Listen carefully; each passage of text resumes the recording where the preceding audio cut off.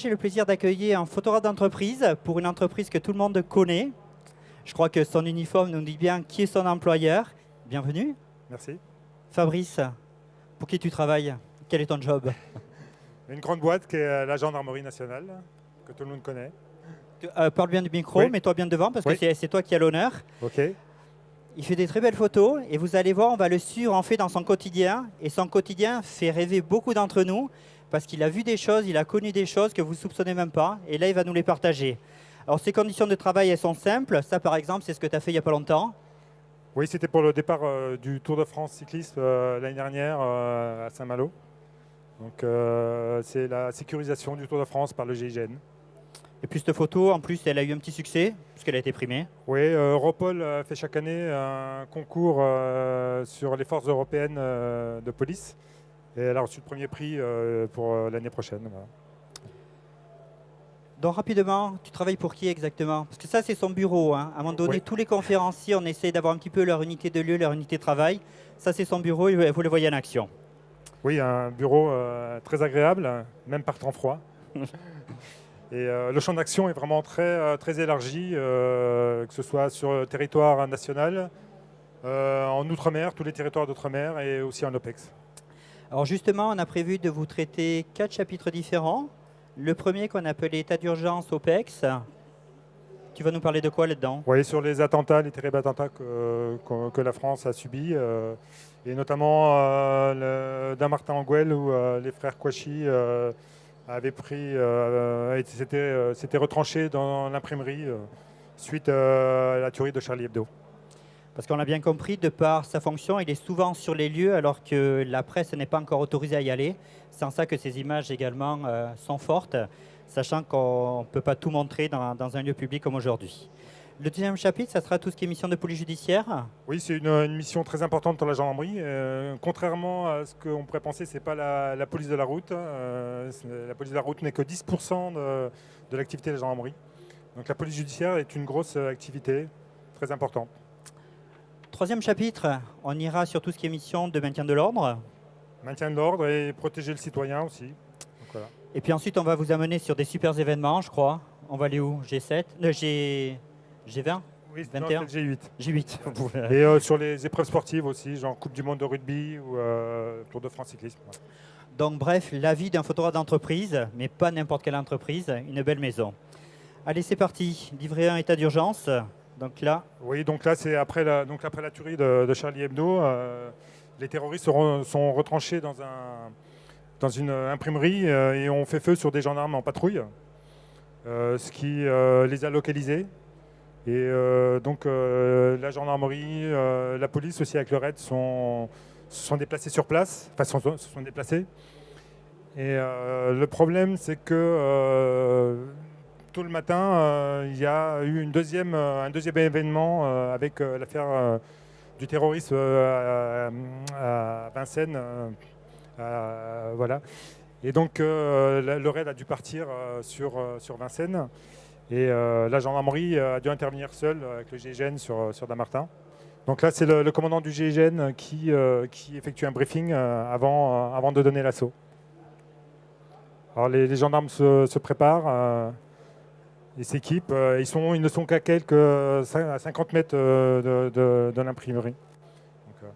Et au cours de l'attente, on a appris qu'il y avait un jeune employé qui était réfugié à l'intérieur, qui était tout près des terroristes. Donc il fallait le prendre en compte.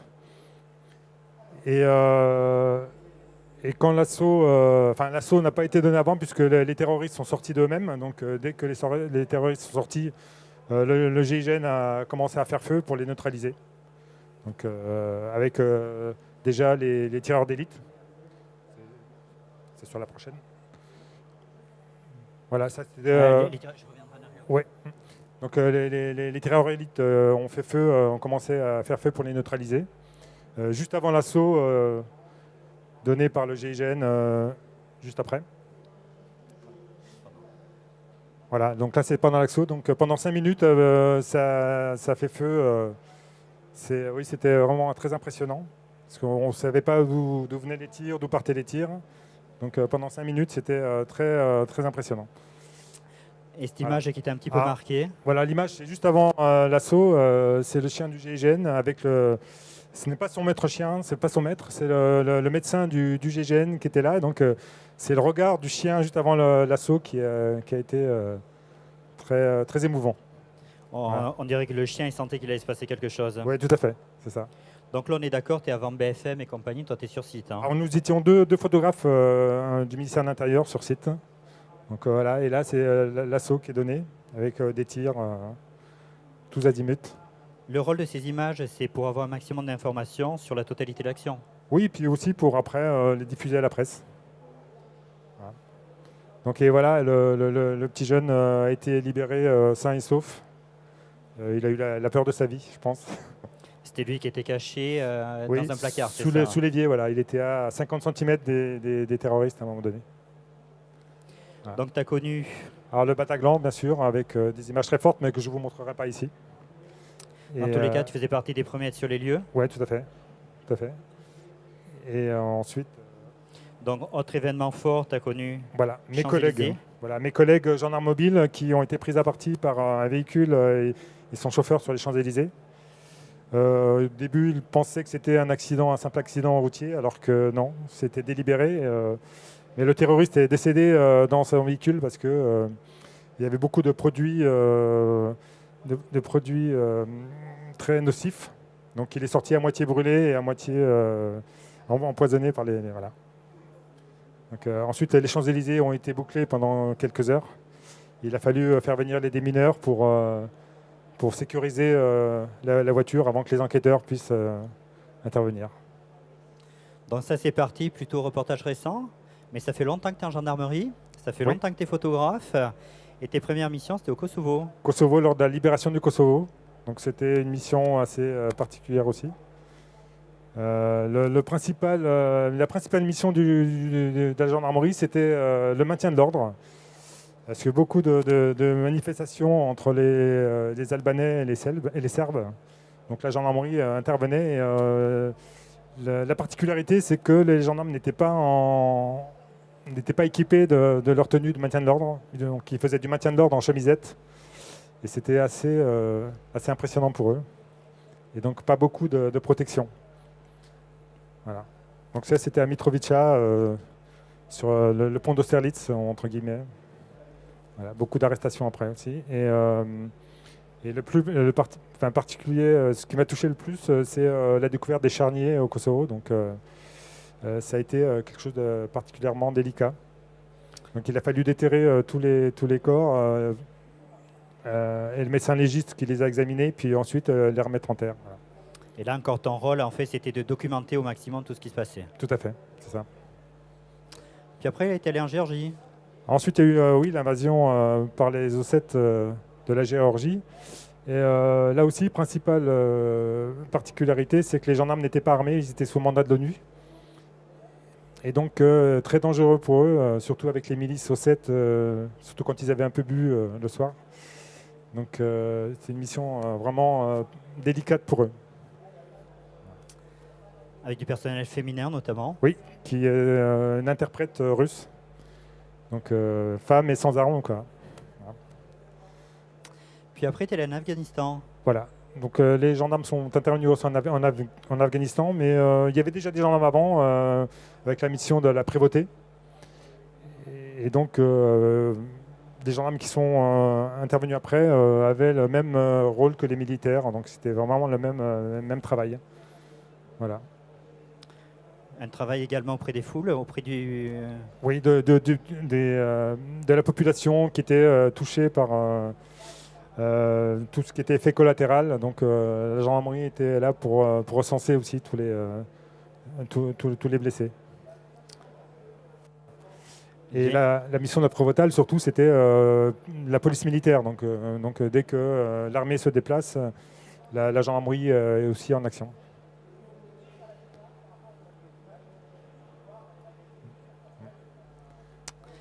Donc ça, c'était un petit peu la première partie, si je puis dire, événements forts à couvrir. Après, tu as d'autres missions d'aide un petit peu à travers la police judiciaire. Oui, c'est différent, c'est autre chose. Et là aussi, pareil, on est soumis à des situations particulières. Comme sur cette photo, on se retrouve dans une salle avec plus de 2 millions d'euros en billets liquides, donc en billets de banque. Donc c'est assez impressionnant. Mais les gendarmes ne sont pas tentés. De toute façon, tout est réglé légalement. Et puis c'est ton rôle de faire des photos pour que... Oui, oui, tout à fait. Et donc avant, bien sûr, il y a les interpellations, l'arrivée à 6 h du matin, heure légale, pour intervenir dans les domiciles. Donc là, pareil, il faut suivre la colonne d'assaut, il faut rester derrière. Et c'est vrai que la luminosité n'est pas très pratique pour un photographe, mais on se débrouille. Bah, c'est ce que l'on admire, en fait, arriver à faire des photos qui esthétiquement tiennent la route alors que tu es dans des conditions d'action où Tout à fait. c'est pas prévu pour que tu travailles, quoi. Et on n'a pas le droit à des flashs où ça perturberait l'arrivée des forces de l'ordre. Voilà. Donc tout ça, des saisies de cannabis, voilà, de drogue. Il y a aussi intervention dans les cités, où là la particularité c'est qu'il faut toujours avoir la tête en l'air pour éviter les objets assez volumineux parfois qui tombent des toits. Donc protection. Il paraît qu'il y a des machines à laver comme ça. Il y a des machines à laver qui tombent, ouais, parfois. Donc, puis là, interpellation également. voilà, donc et intervenir dans une cité, il faut intervenir rapidement, ne pas traîner. Et toi, en tant que photographe là-dessus, tu dois pas être la bienvenue. Non, pas du tout. Et encore pire, je pense, parce que l'appareil photo est une arme redoutée par les délinquants. Interpellation toujours? Oui, toujours dans les immeubles. Voilà. Et donc avec des prises, parfois, c'est importante. Des sommes d'argent, mais aussi des armes. Voilà, des armes de guerre, en plus. Voilà, avec les gardés à vue. Et dans certaines, enfin dans toutes les régions, il existe des PSIG, des pelotons d'intervention qui, là, comme sur cette photo, devaient intervenir juste simplement pour un tapage nocturne et qui se retrouvent dans des immeubles, dans un appartement où il y a aussi de la drogue, où il y a un peu de tout. Donc voilà. Donc c'est assez sensible. Celle-ci retrace l'interpellation sur l'autoroute A1 d'un GoFast, qui maintenant n'est plus GoFast parce que les véhicules utilisés sont les petites voitures, les petits véhicules passe-partout. Et là, la drogue était dans la roue de secours. Voilà. Et aussi, donc, découverte de drogue sur les contrôles routiers. Ça arrive aussi. Et puis toujours l'œil du photographe qui cherche une lumière. Voilà, on essaie d'allier le côté artistique à l'événement, ce qui n'est pas évident. Voilà, il y a aussi ensuite les transports des interpellés, qui ne sont pas toujours très courtois, avec aussi des prises d'empreintes et des prises de photos dans des conditions assez précaires. Voilà. Et par contre, il y a eu un progrès fait sur les pièces de garde à vue, les cellules. Donc c'est assez sommaire, mais c'est quand même assez... c'est pas trop dur pour eux. Voilà. Alors celle-ci, c'était en Nouvelle-Calédonie, sur les champs de cannabis. Donc l'hélicoptère avait pour mission de repérer les champs de cannabis. Et dès qu'un champ a été repéré, les gendarmes sont illitroyés, et avec pour mission de détruire le champ, enfin de les détruire, de prendre en compte les champs de cannabis, enfin les pièces, et de les transporter par hélicoptère. Alors, je ne vous explique pas après l'odeur dans l'hélicoptère à la fin de la journée. Et donc la gendarmerie est amenée aussi à rechercher des personnes lors de disparition. Donc nous avons des plongeurs qui travaillent sur tout type d'endroits, des lacs, la mer, voilà. Donc, ce qui veut dire que toi, photographe, tu vas réellement dans toutes les conditions, sur oui. l'eau, en hélico. Sous l'eau aussi. Voilà. Sous l'eau également. Voilà. Donc il y a aussi des exercices d'entraînement, c'était du côté de Strasbourg, en vue de missions de contrôle d'automoteurs, c'est-à-dire les péniches qui circulent sur le Rhin. Donc il faut savoir intervenir aussi sur ce type de véhicule. Donc ça, c'est pour les missions en gendarmerie. Après, il y a une autre série sur le Concorde. Oui. Alors là, comment ça s'est passé? Alors c'était une mission assez pénible parce que je suis intervenu un quart d'heure après le crash, donc arrivé sur les lieux avec ces scènes d'horreur, avec les corps qui brûlaient encore. Voilà, donc c'était assez particulier et cette odeur, mais le bilan était assez dramatique. Donc on met de côté ces problèmes personnels et voilà, et essayer de faire le travail.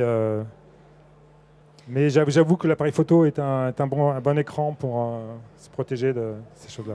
Juste avant de montrer la série, tu dis que tu étais sur site en un quart d'heure. Ce qui veut dire qu'au quotidien, ça se passe comment? Tu as un sac qui est prêt? Regarde le public. Oui. Au quotidien, tu as un sac qui est prêt?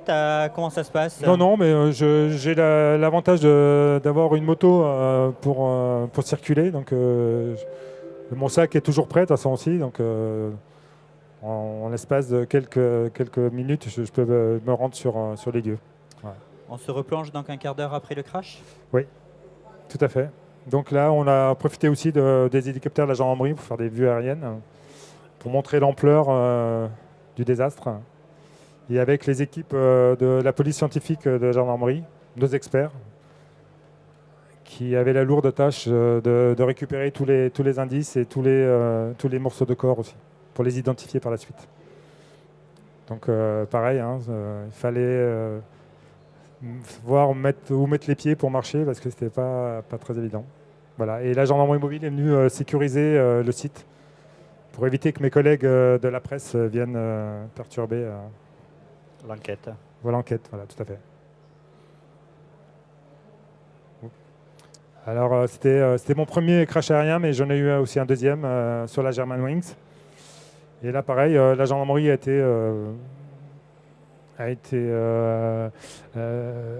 dû faire l'enquête. Donc le principal souci, c'était justement aussi d'éviter que la presse vienne sur les lieux pour détruire les indices et les corps. Voilà. Donc on était sur les lieux aussi avec mon collègue du ministère de l'Intérieur, de la DICOM. On était les deux seuls photographes aussi sur les lieux. C'est là où on fait le bonjour à Francis? Oui, bonjour à Francis, la DICOM, tout à fait. Ancien du GIGN en plus.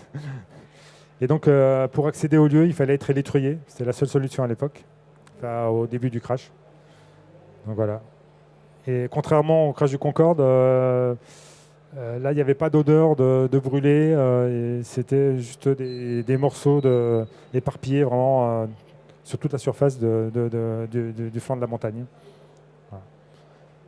Donc la gendarmerie, pareil, a été sommé de récupérer tous les morceaux de corps pour identification par la suite. Voilà. Les conditions sont beaucoup plus difficiles parce qu'il fallait être accroché à une corde pour pas... sinon, la situation devenait trop dangereuse. Voilà. Voilà. Nos amis de la CRS aussi sont intervenus. Les sauveteurs de montagne sont intervenus. Et l'enquête a été confiée à la gendarmerie des transports aériens, avec le BEA aussi. Donc toute trace, tout indice pouvait être important. Voilà. Là, c'était l'hélicoptère qui était chargé de ramener les corps ou les morceaux de corps trouvés sur place. Donc à la fin de la journée, le mécanicien truiste était assez fatigué. Et c'est quand même une mission assez pénible. Voilà. Les corps étaient ramenés dans un endroit pour être identifiés. Et là, cette photo est assez surprenante parce que les gendarmes, les secouristes du PGHM ne sont pas armés, ne sont jamais armés. Et pour une fois, moi, c'est la première fois que je le vois. C'est un gendarme de PGHM avec un fusil à pompe qui partait sur les lieux pour la nuit. Et le fusil servait à éviter que les animaux viennent sur le site. Voilà. Et comme pour le Concorde, donc les experts de la gendarmerie sont intervenus pour... alors, toutes les identifications étaient faites sur place, dans un hangar. Et c'était vraiment un travail assez pénible. Voilà. Il a fallu répertorier tous les corps, bien les photographier et ensuite les conserver dans des endroits appropriés. Et donc un petit peu lourd quand même. Oui, c'est un peu plus lourd. Ça pèse, C'était resté combien de temps sur site 4 jours. 4 jours. Voilà, 4 jours. 4 jours marquants de ta vie. Ouais. Voilà. Et donc là, c'est pour un hommage à mes collègues experts de la gendarmerie aussi.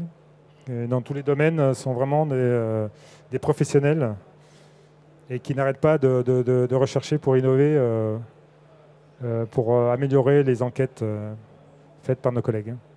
Voilà. Et ils disposent d'un endroit à Pontoise où sont répertoriés tous les types d'armes qui peuvent exister.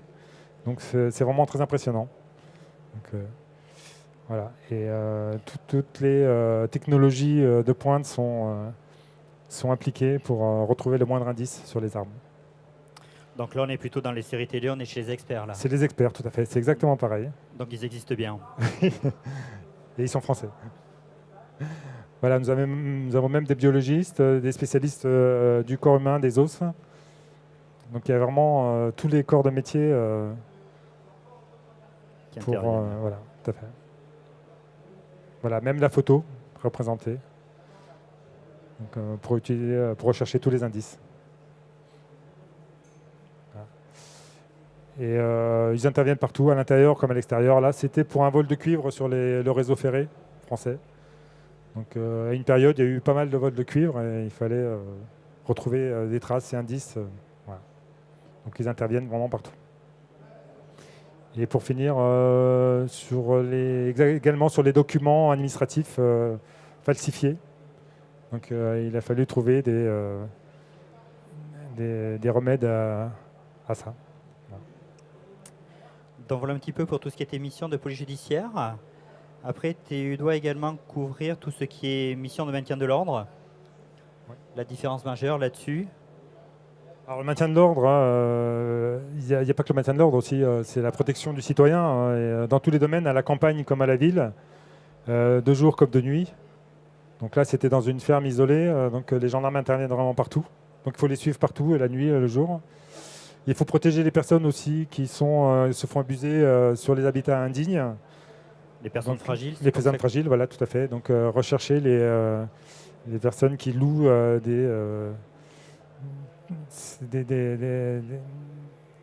des logements vraiment insalubres. Voilà. Et là, c'est une patrouille pédestre de la gendarmerie, la plus haute de France, qui est sur le pic du Midi.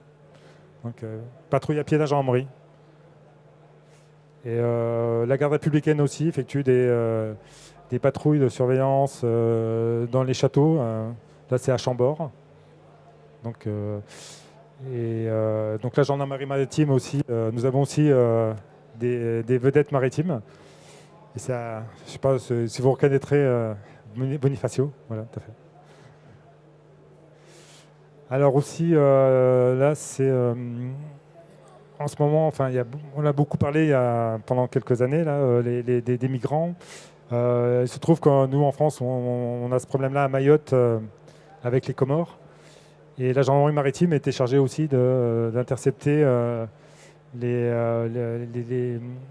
embarcations qui s'appellent des kwassa à Mayotte, avec bien sûr des personnes, des bébés à bord fragiles, que le passeur n'hésitait pas à jeter par-dessus bord s'il faisait trop de bruit.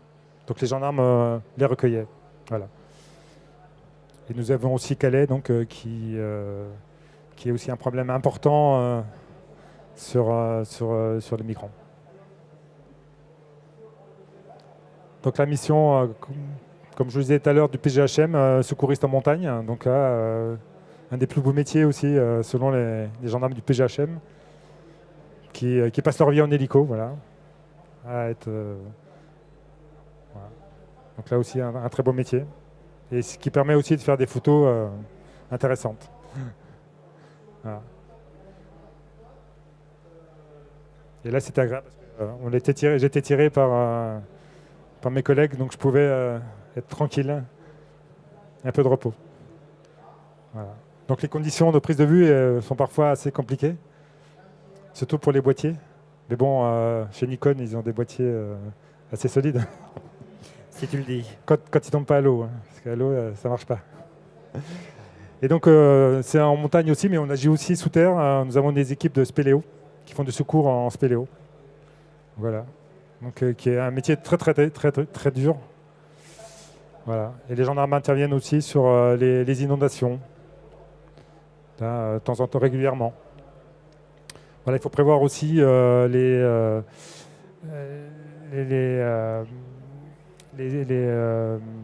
problèmes nucléaires, bactériologiques et chimiques, pardon. Voilà, et notamment sur la protection des centrales nucléaires. Là, il y a des gendarmes qui sont spécialisés dans la protection des centrales nucléaires, les PSPG. Voilà, ils s'entraînent sur le site même. Voilà. Et là, une photo intéressante aussi, les véhicules blindés de la gendarmerie sont faits d'habitude pour intervenir sur du maintien de l'ordre assez difficile. Et certains hivers, ils viennent en aide aux usagers de la route pour dégager surtout les camions qui sont bloqués sur l'autoroute. Voilà, c'est très pratique pour les dégager. Voilà. Et donc le maintien de l'ordre sur Paris aussi, très fréquent ces dernières années. Surtout le jour de l'an, donc les Champs-Élysées sont vraiment en plein. Voilà. Donc quelques photos de maintien de l'ordre sur Paris. Donc la difficulté, c'est de ne pas se prendre de projectiles d'un côté et puis de gaz d'acrylique de l'autre. Mais bon, ça, tous mes collègues photographes ont le même problème. Voilà.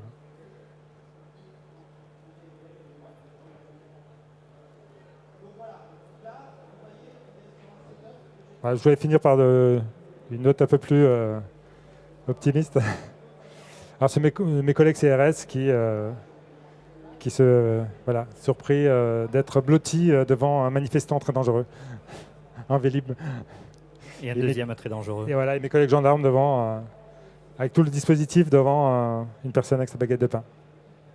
Voilà. Alors on du côté de Nantes. Oui, on intervient aussi sur Notre-Dame-des-Landes, problématique qui revient chaque année. Donc pareil, pas évident parce que situé en campagne, donc quelques difficultés pour les déloger aussi dans les arbres. Mais nous avons des équipes spécialisées pour ça. Voilà.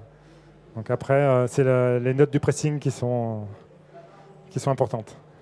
Là, c'est un pot de peinture qu'un de tes collègues a reçu. Oui, tout à fait. Voilà.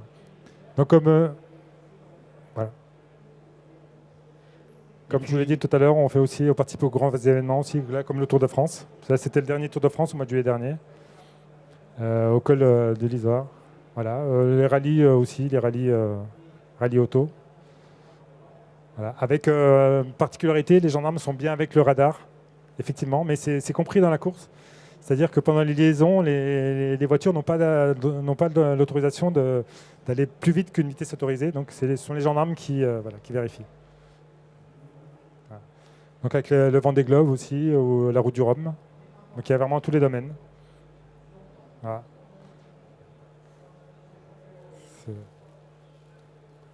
Voilà, ça attire vraiment beaucoup de foule, beaucoup de monde. Donc problématique importante de sécurité. Même sur les falaises où les gens n'hésitaient pas à s'agglutiner sur le rebord. Donc les gendarmes sont obligés d'intervenir pour éviter que certains accidents arrivent. Voilà. Et par tous les temps aussi. Là, c'était l'enduro du Touquet, avec la pluie et le sable. Pas évident non plus. Voilà. Et par tous les temps. Alors la gendarmerie est intervenue aussi sur la Coupe du Monde de rugby. Donc, et pas seulement pour le service d'ordre, pour la musique, pour la Marseillaise et les hymnes nationaux. Donc c'est la musique de la garde républicaine. Qui sont des gendarmes également. Qui sont gendarmes également aussi, tout à fait. Voilà. Avec le cœur de l'armée française.